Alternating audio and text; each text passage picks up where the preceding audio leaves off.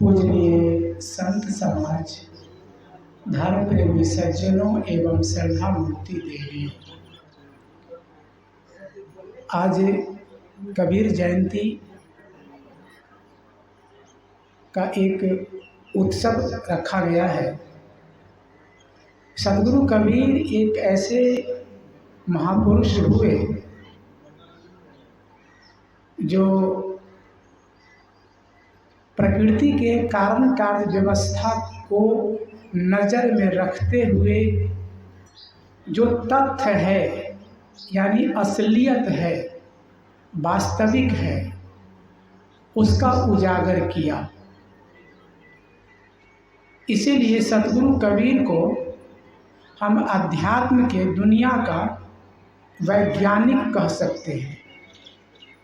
उन्होंने परोक्ष ईश्वर की दुहाई नहीं दी। उनका जो मौलिक ग्रंथ बीजक है, उसको पढ़ने से आप ऐसे भी बात समझ में आपको आ जाएगी कि उन्होंने जो कुछ भी बात कहा है वो धरती के मनुष्य से बात किया है। ऊपर वाला को उन्होंने दुहाई नहीं दी, आसमान में हाथ नहीं उठाया, बेजान मूर्ति के सामने उन्होंने उससे भोग और मोक्ष मांगने की बात नहीं की। हम आप धर्म के क्षेत्र में विवेक को तिलांजलि दे देते हैं। एक बिल्ली है, उसके सामने आप मिट्टी का, प्लास्टिक का एक चूहा रख दीजिए, निर्जीव एक चूहा रख दीजिए और एक असली चूहा रख दीजिए। सामने बिल्ली रहेगी, बिल्ली किस पर झपट्टा मारेगी? जो असली चूहा है। असली चूहा को वह परखती है, जानती है कि असली कौन है, नकली कौन है। लेकिन हम मनुष्य को इतने भी परख नहीं है कि जिसको हम भोग की वस्तु दे दिए हैं, भोग लगा रहे हैं, वो खाती भी है कि नहीं खाती है। जिसको हम पंखा झल रहे हैं, उसको गर्मी लगती है कि नहीं लगती है। हम मनुष्यों को कहाँ परख है इसकी? और बेजान बिल्ली है, उसको परख है। क्यों? क्योंकि धर्म के नाम पर हम विवेक करना, विचार करना छोड़े हुए हैं। सतगुरु कबीर का गुरु कौन था? सतगुरु कबीर के बारे में कहा जाता है कि उनका गुरु रामानंद था। रामानंद गुरु नहीं थे। रामानंद उस समय के कबीर साहब से बहुत प्रौढ़ संत थे। रामानंद कबीर साहब के ज़माने के बहुत प्रसिद्ध वैष्णव संत थे। वो अयोध्याधीश राम के उपासक थे, लेकिन कोमल हृदय के थे। जातीयता में वो कुछ हल्का लेते थे। वैसे जातीयता में, वर्ण जाति के आगोश में वो भी थे, लेकिन कम थे। तो कबीर साहब रामानंद स्वामी के करीब रहे, क्योंकि रामानंद स्वामी में बहुत कुछ काफ़ी उदारता थी, लेकिन मूल सिद्धांत में जमीन आसमान का फर्क था। सतगुरु कबीर हृदयाधीश राम के उपासक थे। जो सब घट में रमने वाला आत्मा राम है, उसका उपासक सतगुरु कबीर थे।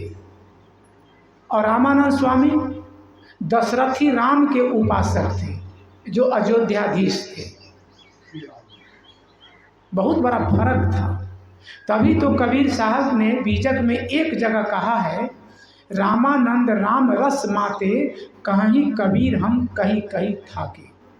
कह कह के थकना कहाँ होता है? जहाँ ज़्यादा नज़दीकी संबंध होता है, वहीं कह कह के थकना कहा जाता है। जैसे किसी का पिता शराबी हो और पुत्र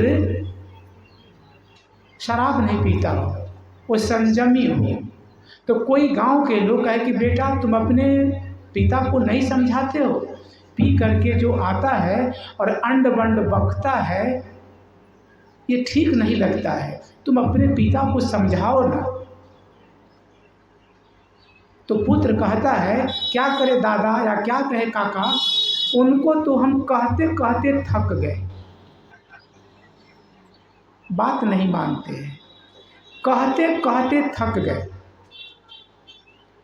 कोई और देवी से कहे कि आप अपने मालिक को नहीं समझाते हैं, पीते हैं, जुआ शराब में जीवन बर्बाद करते हैं, उनको समझाइए।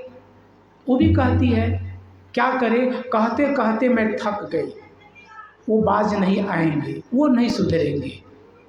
हम लोग को जीवन में ऐसे भी पुरुष हैं कि वो गुरु दीक्षा लेना नहीं चाहते हैं, पत्नी गुरु दीक्षित है, खूब समर्पित है, सेवा भावना में है। अभी फिलहाल आए हैं हम लोग, एक कार्यक्रम था वो डोंगर धारा, डोंगर जी, तो डोंगर धारा ढोकर धारा जी मैं नाम, तो वही कार्यक्रम था। तो जो पत्नी थी उनकी, वो बहुत साधु सेवा करती थी, वैष्णव थी, और उनका पति मांस खाते थे, शराब पीते थे। तो अभी फ़िलहाल 10 दिन पहले की बात है। तो साहब ने कहा कि उनको समझाते नहीं हो, समझाओ तुम उनको। कहा कि साहब हम कहते कहते थक गए, वो बात नहीं मानते हैं, वो सुधरेंगे नहीं, आप ही कहिएगा तो कुछ फ़र्क पड़े तो पड़े। संयोग से आए हुए थे तो उनको समझाएं साहब। तो कहते कहते थकना कहाँ होता है, जहाँ करीबी का संबंध होता है। तो रामानंद स्वामी और कबीर साहब में बहुत नज़दीकी का संबंध था, लेकिन मेन जो सिद्धांत था उसी में फ़र्क रह गया। कबीर साहब कहे कि स्वामी जी आप ये दशरथी राम का एक प्रतीक ठाकुर शालिग्राम भगवान की उपासना करते बेजान है, जानदार की उपासना कीजिए। कबीर साहब ने भी कहा कबीर जेते आत्मा तेते शालिग्राम, बोलन हारा पूजिए पाहनते क्या काम। शालिग्राम हम भी पूजते हैं और आप भी शालिग्राम को पूजते हैं, फर्क है। हमारा शालिग्राम कौन है, जितने आत्मधारी है। बात भी सही है, प्यास किसको लगती है, किसी प्राणी को, बकरी है, मुर्गी है, जानदार प्राणी को प्यास लगती है, पत्थर को प्यास नहीं लगती है। बाबा धाम में जो पानी ढड़काते हैं, क्या वहाँ पानी, अगर पानी का साधन निकालने का सरकार व्यवस्था न करे तो एक ही दिन में वो पूरा कचरमबद्ध हो जाएगा, सब बेकार हो जाएगा। एक बूंद पानी नहीं पीती है, तो क्या है, एक भावुकता है। इस भावुकता पर, यानी धर्म के क्षेत्र में जो भावुकता है, एक बहुत बड़ा खतरा है। उस खतरा से बचने की ज़रूरत है। अभी मैं आप लोगों से कहूँ कि मैंने एक बकरी को बेल निगलते देखा। एक बकरी बेल निगल गई, बेल और बकरी का मुंह, बकरी बेल निगल सकती है? कोई विश्वास नहीं करेगा, कहेगा साधु हो कि आप झूठ बोलते हैं महाराज। बकरी बेल नहीं निगल सकती है। लेकिन यदि मैं यही इसी व्यास गद्दी पर से बैठ के कहूँ कि प्रातः काल कपि भक्ष कियो, तब तीनहु लोक भयो अंधियारो, को नहीं जानत है जग में कपि संकट मोचन नाम तिहारो। हनुमान जी सूरज को निगल गए। आप कहेंगे सत्य वचन महाराज, चूँकि ये तो रामायण में लिखा है, लिखने से क्या होगा, वो महाझूठ है। जो पृथ्वी से 13 लाख गुना बड़ा धकता हुआ हीलियम और हाइड्रोजन गैस का एक लौ है। सूर्य क्या है, एक ज्वलनशील गैस का, हीलियम गैस बहुत ज्वलनशील होता है, उसका एक लौ है जो पृथ्वी से 13 लाख गुना बड़ा है। उसको हनुमान जी निकल गए। और जो हनुमान जी सुग्रीव के मंत्री थे, और सुग्रीव का भाई बाली उसके पत्नी को हड़प करके रखे हुए था और उसका राजपाट सब छीन लिया। उसके डर से सुग्रीव जंगल में भाग के रहता था। हनुमान को हिम्मत नहीं हुई कि जाके बाली का मुकाबला करके अपने राजा को हम राज दिलवाएं, और पृथ्वी को निगल गए। तो ये सब बात हाई फाई का। एक महिला को मैं कहूँ कि एक बार में 10 बच्चा पैदा हुआ, कौन विश्वास करेगा? 5 बच्चा कहूँ तो भी यकीन नहीं करेगा।